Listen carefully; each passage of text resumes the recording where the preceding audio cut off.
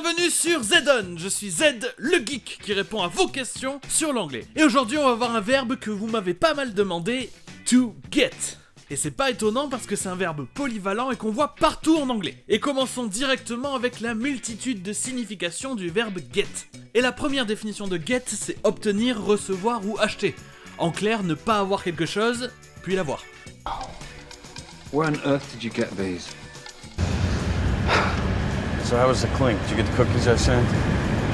Dans le même style, get va vouloir dire aller chercher ou trouver quelque chose que vous n'avez pas là.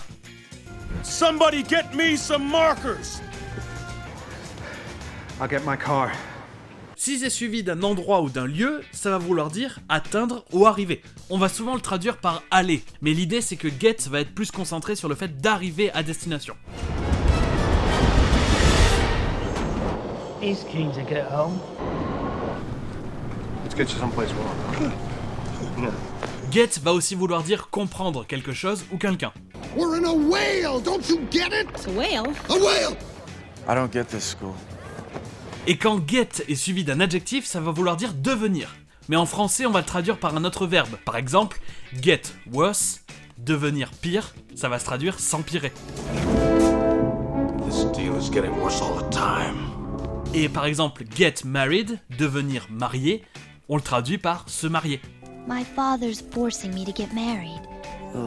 Et ça, ce sont les sens principaux de get. L'idée générale, c'est que get est accompagné d'une nuance de changement. Obtenir quelque chose, aller quelque part, être en train de devenir. Il y a toujours cette idée de changement. C'est un principe assez vague, mais c'est pour ça que get est tellement utilisé. Mais c'est rien à côté du nombre de verbes à particules avec get. On a déjà fait un épisode sur ce sujet, que vous pouvez voir ici.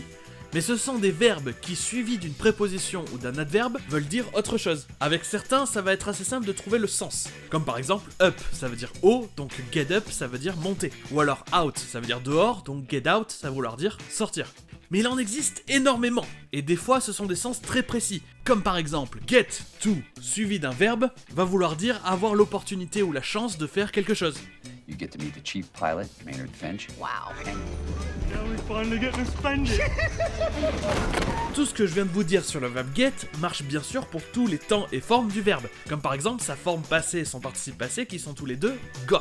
Et c'est là qu'il faut que je vous parle de have got. C'est le present perfect de get. Mais en plus de l'utilisation habituelle d'un present perfect, have got va être très souvent utilisé comme synonyme du verbe avoir au présent, have. Mais c'est considéré plus familier. Je m'explique. Par exemple, la traduction en anglais de j'ai le pouvoir. Ça va être I have the power. I have the power to save the one you love! Mais de façon plus familière, on peut dire I have got the power. Ou même plus couramment, la contraction.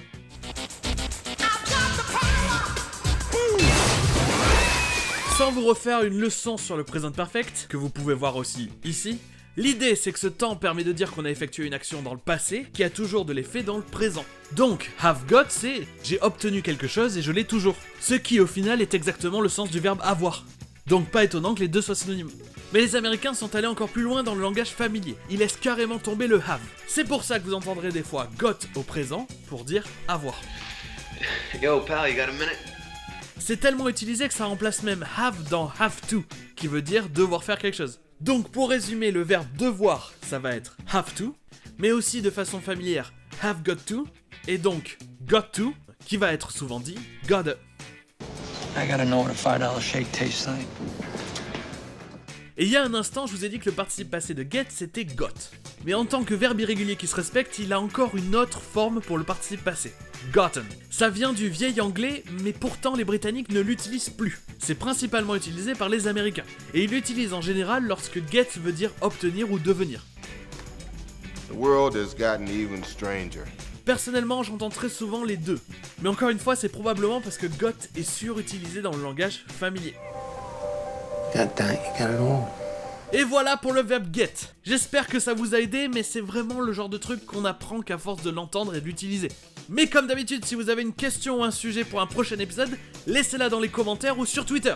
Et sur ce, pour le prochain épisode de Zedon, je vous dis à la semaine prochaine!